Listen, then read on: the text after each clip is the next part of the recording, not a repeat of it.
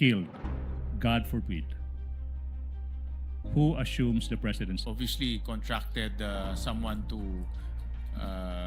commit a crime or to kill the president and the others.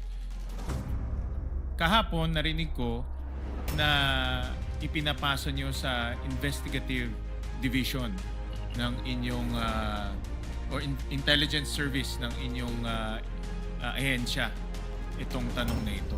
So, ano ba? Meron bang nakontratang papatay o walang nakontratang papatay? Yes, Your Dahil Honor. this morning lang sinabi nyo, you believe na merong nakontrata. Yes, Your Honor. Base ho doon sa utterances, we believe the Vice President na hindi ho siya nagbibiro nung sinabi niya yon. So, ang stand po namin, meron na ho siyang kinausap na tao. Anong ebidensya na meron kayo o meron ka o meron yung Cybercrime Division na made you believe na merong nakontrata?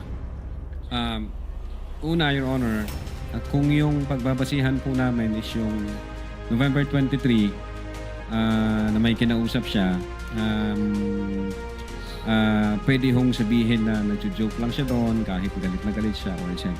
But then nung na-incorporate po natin yung November 26 na reiterate pa niya at sinabi niya doon openly and in public na totoo may kinausap na siya to take revenge kung sakaling mamatay siya.